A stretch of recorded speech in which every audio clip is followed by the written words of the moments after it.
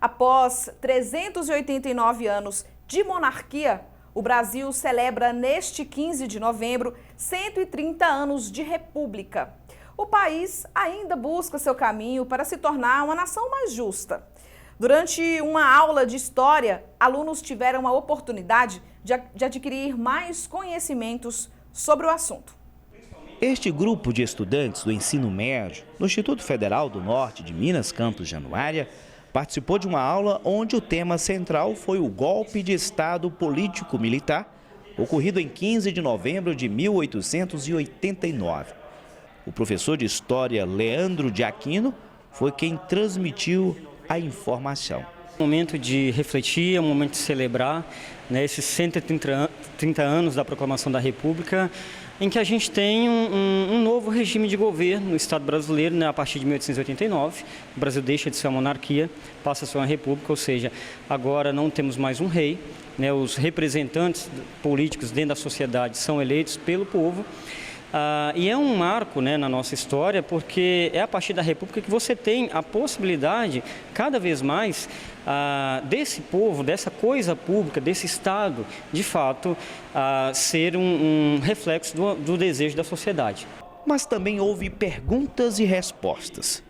Luiara, de 17 anos, foi a primeira. Professor, qual o papel do Exército na proclamação da República?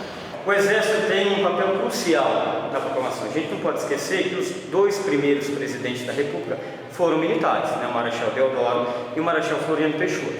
O Exército já vinha entrando em certo atrito com a monarquia há um bom tempo, né? A gente não pode esquecer que a Guerra do Paraguai foi crucial, né? Principalmente nesse atrito entre o Exército e a monarquia, porque o Exército reivindicava da monarquia um maior prestígio, um maior reconhecimento, uma maior valorização da sua função, do seu papel, por exemplo, valorização dos seus quadros, né? Uma melhor política salarial para os seus quadros do Exército Brasileiro. Então, com isso, cada vez mais, o Exército vai se transformar numa força política.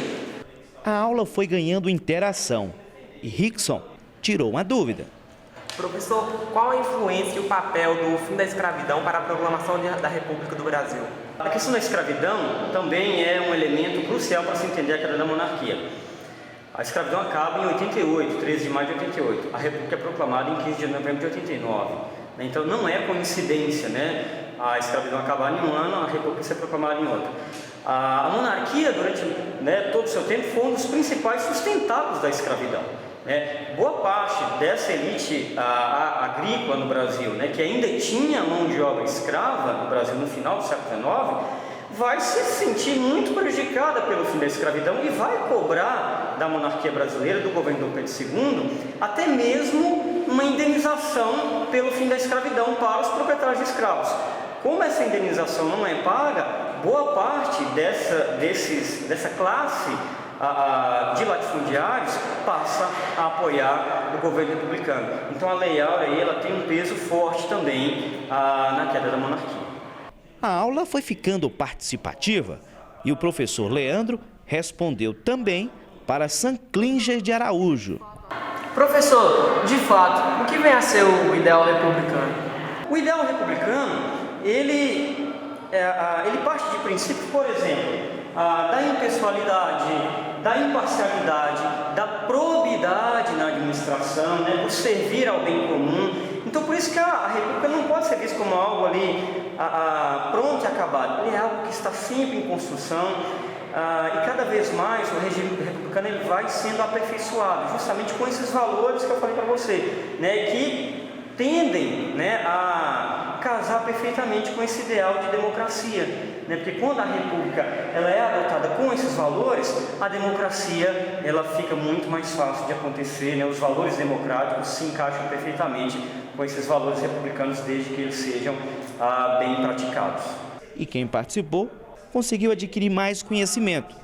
Observação que fez o jovem Sávio Paz, de 19 anos.